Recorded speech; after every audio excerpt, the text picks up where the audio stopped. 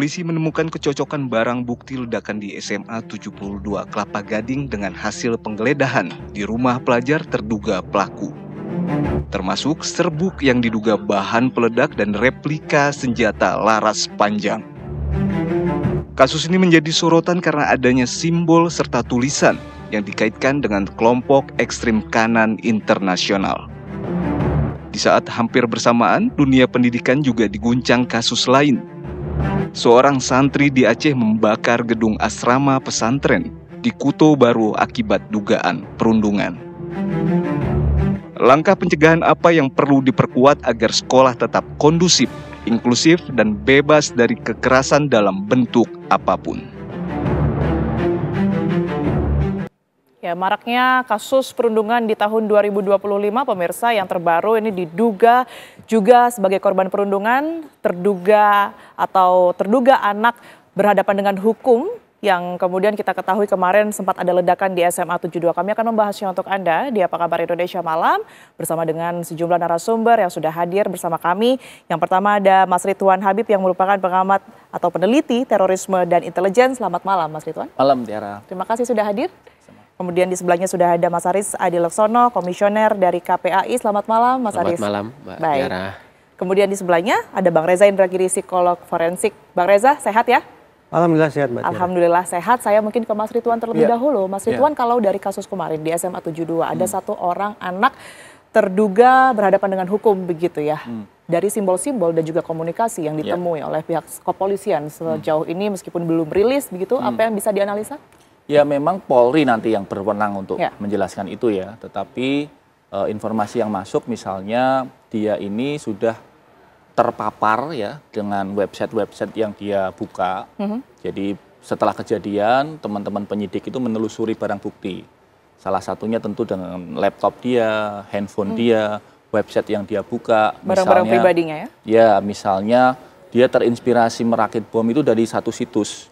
Namanya watchpeopledie.tv. Nah, ini tentu saja himbauan untuk pemirsa ya, jangan dibuka atau jangan ditiru. Tetapi situs itu yang kemudian diduga kuat, dari situ dia terinspirasi untuk merakit bom. Lalu kemudian dia juga mengikuti satu platform online namanya 4chan, 4chan gitu ya. 4chan ini memang di situ keuntungannya adalah kita tidak perlu menunjukkan identitas asli. Tidak harus ada verifikasi identitas di situ, dan itu platform diskusi yang sangat terbuka untuk umum global, dan dia masuk ke grup-grup itu yang memang membahas tentang neo-Nazi atau white supremacy. Itulah yang kemudian dia tuliskan di replika airsoft gun yang dia bawa itu, replika AR-15 itu ya, perentontaran, luka dan yang lainnya itu adalah bagian yang terkait dengan gerakan ini. Dulu di Amerika Serikat namanya Ku Klux Klan dulu, ini yang di era masa sebelum akhir-akhir ini. Tapi sekarang namanya Groyper. Gerakan ini namanya Groyper. Tokohnya namanya Nick Fuentes dan dia sangat aktif untuk merekrut anak-anak muda usia 16, 17, 18. Dan jangan salah, mereka tidak hanya merekrut yang berkulit putih, merekrut orang Asia, merekrut orang kulit hitam. Ini karena ini paham ideologi. Bukan berbasis warna kulit, tetapi ideologi ini mengatakan bahwa dunia akan lebih baik ketika white supremacy, orang-orang ras kulit putih yang memimpin begitu. Oke, Mas Ridwan, tidak banyak orang yang tentunya mengakses dan memiliki pengetahuan seperti yang tadi barusan dijelaskan oleh Mas Ridwan. Tapi anak yang kita bahas saat ini bisa sejauh itu. Artinya memang memiliki kemampuan ataupun juga tingkat intelijensi yang cukup tinggi, pengetahuan yang luas juga, sehingga bisa mengetahui itu semua. Tentu, anak ini luar biasa berbakat ya. Saya kebetulan sempat melihat sketsa yang dia buat di kamarnya, dan di situ dia sudah melakukan sketsa-sketsa pembuatan bom, sketsa penembakan, dan dia, bayangkan, dia merakit 7 bom. Anak 17 tahun bisa merakit 7 bom, itu tidak sembarangan, bahkan bisa disebut ini mungkin IQ-nya super. Kalau kemudian nanti diteliti lebih dalam ya, karena bagaimana dia menata bahannya, bagaimana dia mengumpulkan bahan-bahan itu, kemudian secara tekun menyusunnya, dan memilih tanggalnya juga 7 November. 7 November itu adalah satu tanggal yang bersejarah karena Serangan pertama kelompok ini itu 7 November 2007. Terjadi di Finlandia. Namanya Erik sudah Paulsen. Sangat direncanakan dengan namanya Jokula Attack. Jokula Attack ini yang kemudian menginspirasi anak-anak muda serupa untuk melakukan serangan. Di Amerika Serikat 4 kali penembakan sekolah yang mengakibatkan sesama siswanya mati, gurunya mati, itu 4-4-nya terkait gerakan ini, gerakan Groyper ini, selama 2025. Dan ini yang saya kira teman-teman penyidik harus lebih mendalami. Jangan kemudian berhenti pada, oh ini ada anak korban bully. Nanti Mas dari KPAI kan akan menjelaskan korban bully yang di Indonesia kan sudah banyak sekali. Tapi tidak sesederhana yang kita tahu. Tapi seorang yang kemudian bisa merakit 7 bom dan membuat 50 temannya luka-luka, ya baru kali ini. 90 bahkan ya? 90 ya. Baik. Oke, artinya memang secara tidak langsung sekalipun belum rilis pihak kepolisian sudah terkonfirmasi dari salah satu pihak yang menyebut ada paham radikal maupun juga ekstrim yang mempengaruhi pemikiran dari anak tersebut. Sebelum saya ke Mas Aris, mungkin Bang Reza terlebih dahulu. Apa mungkin tipikal dari anak kecil atau anak remaja yang mudah kemudian terpapar paham-paham ekstremisme tersebut? Bang Reza. Saya dari paparan Mas Ridwan tadi teringat dengan praktek di sekian banyak sekolah di Eropa. Kalau diyakini bahwa akar persoalan ini ada pada masalah ideologi yang salah, keyakinan yang ngawur, dan seterusnya, maka memang perlu dilakukan risk assessment, penakaran resiko.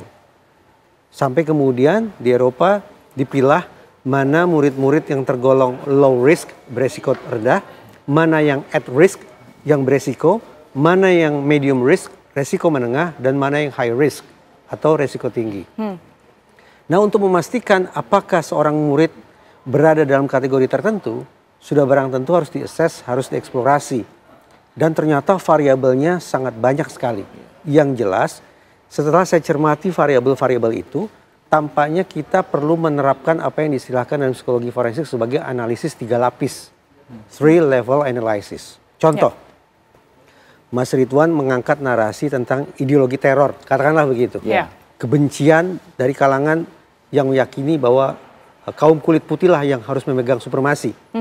Sementara Kapolri Listio Sigit dalam salah satu pernyataannya menyebut bullying dan akan terus melakukan pendalaman. Ada indikasi itu artinya. Maka memang iya, faktornya majemuk. Tinggal lagi kita harus memposisikan mana yang tergolong sebagai deep factor alias faktor yang paling mendasar. Kemudian berlanjut dengan conditioning factor atau faktor pengkondisian, dan puncaknya adalah faktor pemicu. Kalau kemudian ketiga faktor ini bisa kita sisir satu persatu, kemudian anggaplah kita kenakan ke seluruh murid, maka sekali lagi kita akan bisa menemukan gambaran kira-kira murid mana gerangan yang tingkat resikonya paling tinggi sehingga dibutuhkan intervensi lebih jauh lagi. Baik, tapi kalau dari segi mungkin kita nilai dari cara berkomunikasi, gesture misalnya, bisa tidak sih itu dikenali atau terdeteksi lebih awal begitu sebelum adanya asesmen yang dilakukan? Saya bukan ahli gestur, tetapi yang saya katakan adalah secara umum ketika anak-anak dalam kondisi punya problem yang hebat, cenderung akan terjadi perubahan perilaku yang katakanlah ekstrim. Misalnya dari yang semula memiliki selera makan baik, tiba-tiba hilang. Atau justru melonjak gila-gilaan. Ada yang dulu gemar bersosialisasi, sekarang memilih untuk menarik diri. Dulu ada yang prestasi akademisnya mengagumkan, tiba-tiba anjlok sangat-sangat buruk.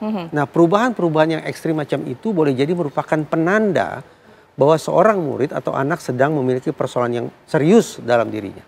Tapi tetap kita tidak bisa akhirnya pukul rata mengatakan, oh setiap perubahan perilaku pasti menandakan anak punya masalah. Tidak seperti itu juga. Oke, baik. Paham ekstremisme menjadi sorotan tentunya dan juga catatan tersendiri dalam kasus ini, dalam perbincangan kita malam ini. Tapi Mas Aris, mungkin kita juga perlu mengetahui seberapa mengkhawatirkan sebenarnya kasus perundungan yang ada di Indonesia, termasuk kalau kita berbicara mengenai kasus yang kemarin tidak terlepas dari dugaan perundungan.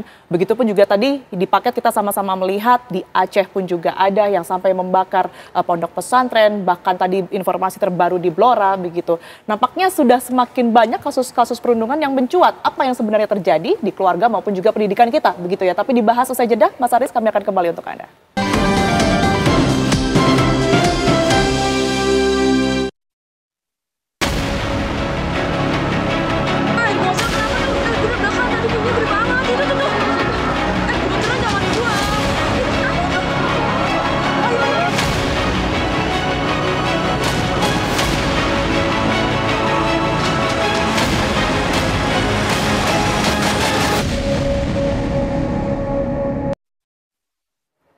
kembali di Apa Kabar Indonesia Malam pemirsa. Saya langsung ke Mas Haris ya. Mas Haris, yang tadi pertanyaan sempat terputus, sebenarnya sudah seberapa mengkhawatirkan kekerasan dan juga perundungan yang terjadi oleh anak-anak yang ada di Indonesia? Karena nampaknya 2025 ini cukup marak, bahkan meningkat pemberitaan berkaitan dengan hal itu, Mas Haris. Iya, berdasarkan data aduan di KPAI, memang 3 tahun terakhir kecenderungan kasus-kasus bullying terutama di satuan pendidikan memang ada peningkatan. Ya. Bahkan kasus kekerasan di satuan pendidikan itu menempati level kedua setelah aduan di kekerasan di lingkungan keluarga. Nah, namun tentu data itu fenomena gunung es ya, dan tentu bisa kita sikapi data itu. Pertama, memang sesungguhnya kasusnya banyak begitu, mengalami kenaikan. Yang kedua, memang sudah ada kesadaran di masyarakat sehingga dia berani untuk mengadu, berani untuk kemudian speak up dan seterusnya. Sehingga tentu direspon ya, terutama oleh media dengan berbagai pemberitaan gitu. Tapi kan kalau kita berbicara mengenai pengasuhan anak, tidak terlepas dari lingkungan sekolah tentunya dan juga lingkungan keluarga. Kalau Anda melihat dengan meningkatnya kasus-kasus serupa ini, mana yang lengah? Apakah memang pengawasan sekolahkah atau dua-duanya sebenarnya? Iya, sebenarnya kita mengenal filosofi tripusat pendidikan ya. Kalau saat ini ditambah maraknya media sosial, maraknya dunia digital, tentu juga penting memerhatikan catur pusat pendidikan. Ya. Menurut kami ini sebenarnya satu kesatuan, tidak boleh dipisahkan. Hal sederhana, anak yang mendapatkan pengasuhan yang baik, bimbingan belajar yang baik di rumah, pasti belajar di sekolahnya akan baik-baik juga, menyelesaikan PR-nya akan cepat dan seterusnya. Ya. Anak yang di media digitalnya terkontrol dengan baik, dia nonton apa, dia mengakses apa, tentu fokus belajarnya juga akan baik. Maka ini menjadi satu kesatuan. Hanya saja menurut analisa kami bahwa saat ini tantangan anak luar biasa, beraneka ragam, kemudian perubahannya juga cepat, tetapi direspon dengan pola-pola lama. Pengasuhan masih dengan pola-pola lama, tidak melihat bagaimana tantangan digital anak, tidak melihat bagaimana kesehatan mental anak dan seterusnya. Begitu juga di satuan pendidikan, melihat perubahan perilaku anak, direspon dengan cara-cara lama. Tidak kemudian didalami apa yang kemudian menjadi penyebab anak ini berubah perilakunya. Nah, apakah kemudian karena dia faktor interaksi di sekolahnya atau kemudian faktor keluarga. Kalau kemudian masih dilihat cara lama sudah, yang penting ditegur, yang penting membuat surat pernyataan, yang penting dihukum dan seterusnya. Akhirnya yang terjadi bukan pemulihan, yang terjadi bukan penyadaran, yang terjadi dia menyimpan trauma. Ya. Yang itu tentu berbeda, trauma anak sekarang dengan situasi psikis yang tantangannya luar biasa dengan trauma anak masa lalu. Nah, ini yang kemudian menyikapi menurut kami yang harus kemudian diperbaiki. Bagaimana melihat tantangan ini direspon dengan melihat perkembangan psikis anak saat ini.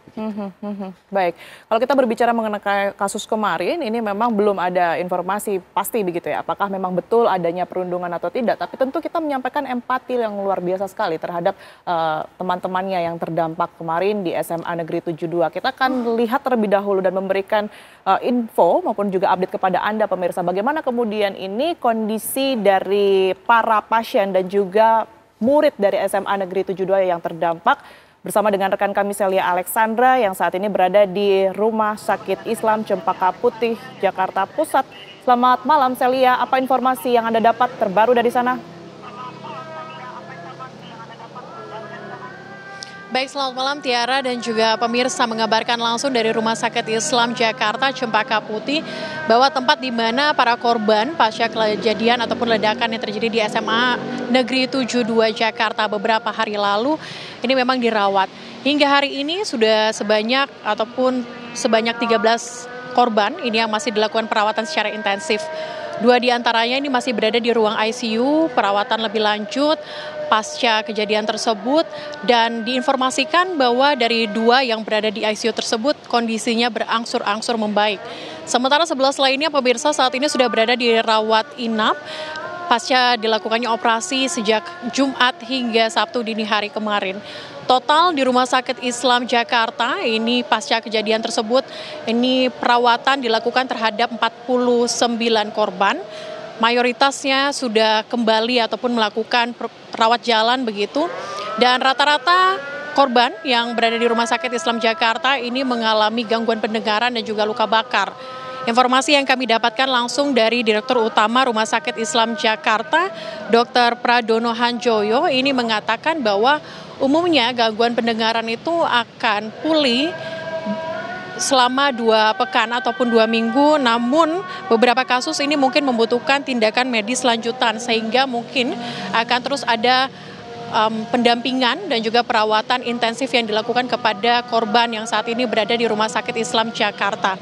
Sementara itu dalam beberapa hari ini memang kunjungan terus datang, terus berkunjung. Kemudian beberapa pihak datang ke Rumah Sakit Islam Jakarta, terlebih khusus pada hari ini ada 2 belah pihak yang kemudian datang ke sini, termasuk dari Komisi Perlindungan Anak Indonesia, tadi Ketua KPAI yakni Margaret Aliatul kemudian datang ke sini untuk melakukan pendampingan terhadap keluarga dan juga korban yang berada di Rumah Sakit Islam Jakarta. Ia kemudian memberikan pendampingan psikologis, kemudian juga ia mendorong agar terus dilakukan pendampingan secara psikologis juga terhadap terduga pelaku yang berhadapan dengan hukum. Selain itu juga Komnas Perlindungan Anak tadi juga sempat hadir ke sini.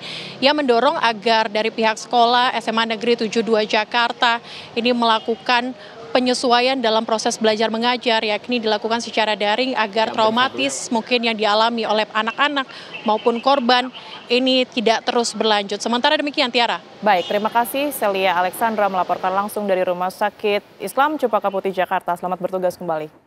Saya akan langsung ke Mas Ridwan lagi ya. Mas Ridwan, kalau kita berbicara spesifik mengenai perundungan, apakah memang bisa perundungan ini menjadi salah satu pintu masuk ya terhadap anak untuk bisa tergabung atau terpapar kelompok ekstrim tertentu? Tentu saja bisa, nanti secara psikologis Mas Reza lebih tepat. Tetapi saya kira memang itu tidak satu-satunya faktor. Ya, ini tidak satu-satunya faktor. Barangkali pengaruh perekrutan atau paparan media sosial maupun website-website yang dia tonton, itu juga nantinya akan kita cek apakah itu dominan itunya, faktor itunya, ataukah faktor bullyingnya. Gitu. Itu yang nanti Tiara mungkin saya kira menunggu pelakunya pulih dulu ya. Karena kan ya harus ada wawancara, dan itu wawancaranya juga pasti tidak mudah karena si pelaku ini ada salah satu sketsa juga yang ditemukan oleh teman-teman penyidik itu. Dia sudah menggambar pesan bahwa dia ingin matinya itu tidak dikuburkan secara agama, dia ingin dibakar. Jadi ada bahasa Inggris, dia pokoknya kalau saya mati, saya nggak mau dikuburkan secara agama, saya maunya dibakar gitu. Itu yang dia tulis juga, yang ditemukan di kamar pelaku. Jadi artinya memang ada problem yang mungkin membutuhkan extra effort ya dari para psikolog, psikiater yang kemudian nanti bisa terbongkar lah sebenarnya apakah dia memang karakternya begitu. Lalu kemudian dengan keunikan karakternya itu teman-temannya merasa beda, ataukah sebenarnya sebelumnya normal, lalu ada perilaku bullying dari teman-temannya, lalu dia mencari safe haven atau tempat aman di media sosial, kayak 4chan, Discord, yang dia tidak butuh foto, tidak butuh nama, di situ dia merasa punya rasa kenyamanan, dan disitulah dia terpapar. Oke, baik. Saya ke Bang Reza. Bang Reza, sebenarnya apa yang terjadi di dalam pemikiran atau secara psikologis korban perundungan sampai pada akhirnya output ini berubah menjadi kekerasan atau seperti yang kita ketahui bahkan paham ekstremisme, Bang Reza? Kita sepakati ini peristiwa pidana kan ya. Dan dalam pidana kita tanda petik mudah sekali untuk sesegera mungkin tergoda mencapai simpulan mana pelaku, mana korban. Tapi penyederhanaan macam ini ternyata sulit luar biasa ketika kita mencoba mengurai situasi perundungan atau bullying. Dari sekian banyak kasus yang saya masuk ke dalamnya, ada itu di Lampung, di Banjarmasin, sekarang juga di Aceh. Bagaimana seorang korban perundungan bertahun-tahun mengalami penderitaan dan hidup dalam kesendirian. Dia mengalami viktimisasi pertama kali dari teman-temannya. Diolok-olok, dilecehkan, direndahkan. Itu viktimisasi pertama. Kemudian korban mencoba mencari pertolongan, mengadu ke keluarganya, berkeluh kesah ke gurunya. Apa yang diterima oleh si korban? Bujukan-bujukan klise yang nyaris omong kosong. Sabar nak, maafkan, tetaplah berteman. Itu wajar dalam proses perkembangan remaja. Seperti yang tadi sempat dijelaskan oleh Mas Aris ya, bahwa dengan cara-cara lama. Sehingga sadar tidak sadar, Pihak yang memberikan pertolongan, seharusnya memberikan pertolongan, justru melakukan viktimisasi kedua terhadap korban. Belum berhenti, korban datang ke kantor polisi, kantor penegakan hukum, mencoba mencari pertolongan. Boleh jadi apa kata polisi, ini kan masalah sepele yang lumrah dalam kehidupan pertemanan. Besok juga rukun sendiri. Ada pembiaran. Sadar tidak sadar, itu.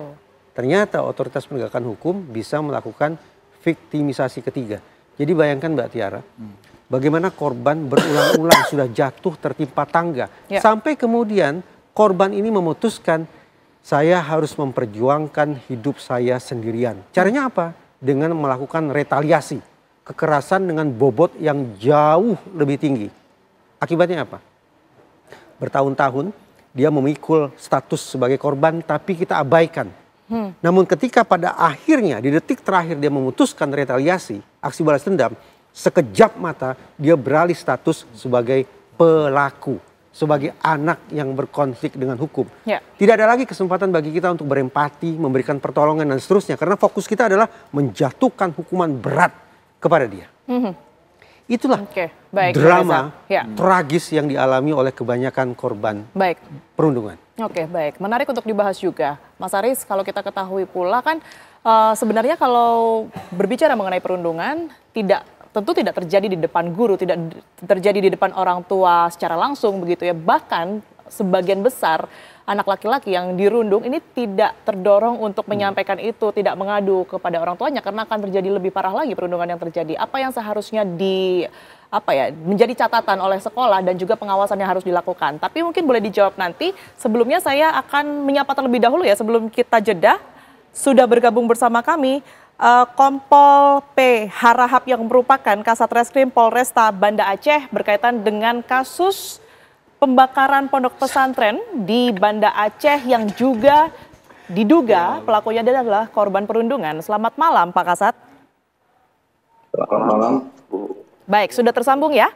Kami akan mengupdate tentunya ya informasi mengenai bagaimana pihak kepolisian mengamankan terduga anak dengan yang berhadapan dengan hukum ini. Tapi usai jeda Pak Kasat, kami akan kembali untuk Anda sesaat lagi.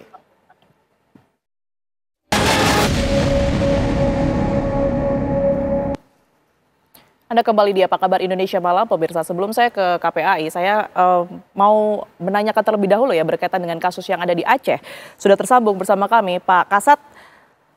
Kalau kita melihat kasus pembakaran pondok pesantren oleh salah satu santri yang terjadi bulan lalu, ini kan memang sudah ditangkap ya terduga pelakunya atau pelakunya oleh pihak kepolisian. Sebenarnya terkonfirmasi bahwa yang bersangkutan ini adalah korban perundungankah atau bagaimana? Kalau untuk pelaku, Ibu, jelas itu korban perlindungan. Baik, apa yang terjadi dengan anak tersebut, Pak Kasat? Bisa Anda ceritakan? Jadi gini Bu, dalam hal pengungkapan ini, gitu, ada kejadian pembakaran, kita melaksanakan olah TKP di lapangan, dan ada bukti, kita mendapatkan bukti CCTV yang mana pelakunya meloncat ke gedung yang lantai 2, yang mana atasnya adalah konstruksi kayu. Setelah itu dia kembali lagi ke gedung yang tempat dia masuk awal. Di situ kita melihat bahwa pelaku ini memakai jaket yang pakai tutup kepala. Dari hasil jaket tersebut kita amankan dan kita buka CCTV. Dasar itulah kita analisa siapa pelakunya itu. Baik, berdasarkan cerita dari saksi Pak Kasat, apa yang sebenarnya terjadi dengan pelaku? Barangkali sudah ada banyak saksi tentunya yang diperiksa oleh pihak kepolisian. Baik Ibu, untuk saksi yang menguatkan dia sebagai korban dari bullying, itu ada 7 saksi kawan satu kamar yang sudah kita periksa. Yang mana di antara 7 ini 2 orang yang rutin melakukan bullying terhadap korban ini. Dari mulai kelas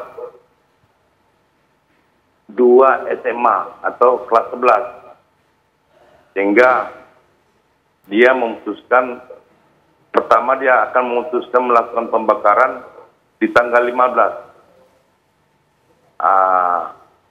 Terakhir dilakukan tanggal 31 bulan kemarin, Ibu. Baik, singkat saja mungkin Pak Kasat, apa kemudian langkah ataupun juga tindakan yang diambil oleh pihak kepolisian, mengingat sebenarnya pelaku ini adalah juga korban yang merupakan korban perundungan? Baik, kalau untuk itu Bu, kita tetap melakukan proses hukum sesuai dengan pasal yang kita terapkan untuk si pelaku, pasal 187 KUHP. Yang mana kita sudah melakukan langkah-langkah pemeriksaan terhadap ahli psikolog. Juga kita sudah meminta bantuan juga Baik, Pak Kasat. Psikolog Polda. Baik, kami turut prihatin tentunya dengan apa yang terjadi di Banda Aceh. Terima kasih atas informasi yang sudah Anda berikan, Kasat Reskrim Polresta Banda Aceh, Kompol PH Rahab. Selamat kembali beraktivitas, Pak Kasat. Selamat malam kembali, Bu Tiara. Baik, saya kembali ke Mas Aris. Mas Aris, sebenarnya kalau kita berbicara perundungan tentu nggak terang-terangan gitu ya. Apa yang harus diwaspadai, dikenali, indikasinya terlebih dahulu oleh para orang tua dan juga sekolah ini? Iya, saya kira kalau kemudian sistem itu jalan, apa yang disebut dengan early warning system ya. Bagaimana upaya melakukan deteksi sebenarnya bisa dikenali dari agresivitas perilaku si anak korban itu. Nah, agresivitas anak korban ini kemudian kalau dia mampu melampiaskan secara terbuka dia kemudian jahilin temannya lagi, membalas temannya lagi dan seterusnya, itu akan bisa menjadi salah satu tekanannya itu sedikit relatif lebih bisa kebuka oleh anak itu. Tapi ada yang tidak bisa melampiaskan agresivitas itu. Nah, ketika dia tidak melampiaskan agresi, dia simpan. Dan memang kecenderungan korban itu tidak berani cerita. Dia simpan, dia tidak mau cerita lah. Akhirnya dalam konteks melampiaskan situasinya tadi, agresinya tadi, dia kadang pilihannya menyakiti dirinya sendiri atau menyakiti pada kelompok yang besar yang sudah tidak memperdulikan apakah di dalamnya ada pelaku atau tidak. Yang penting saya melampiaskan kemarahan gitu kan, yang kemudian tidak diukur apakah tertuju kepada pelaku atau tidak, seperti yang baru terjadi ini misalkan. Tentu juga bisa diukur dari cara dia bergaul, cara dia apakah memilih-milih atau malah justru mengisolasi diri dan seterusnya. Yang banyak indikasi-indikasi untuk kemudian melihat anak ini korban bully atau tidak, selain perilaku dirinya tadi yang agresif tadi. Oke, kalau kita spesifik berbicara mengenai FN ya, terduga pelaku yang kemarin melakukan ledakan di SMA Negeri 72 itu, kemarin kami mengetahui bahwa ia tinggal sebenarnya hanya dengan ayahnya, ibunya juga merupakan pekerja di luar negeri, rumah itu juga sebagai rumah mes atau rumah pekerja, dia hanya tinggal satu petak di kamar tersebut bersama dengan ayahnya. Apa mungkin seorang ayah yang tinggal di satu ruangan yang sama tidak mengetahui apa yang dilakukan oleh anaknya menurut KPAI? Bisa jadi tidak mengetahui karena kesibukannya, begitu. Nah, ini sebenarnya juga menjadi PR bahwa menangani soal situasi anak saat ini perlu yang disebut mengaktifkan support system, salah satunya dari keluarga. Ini bisa menjadi pelajaran kasus ini agar keluarga lebih aktif mendeteksi perubahan perilaku anaknya. Yang kedua, sebenarnya kan juga perubahan perilaku ini bisa dideteksi oleh sekolah.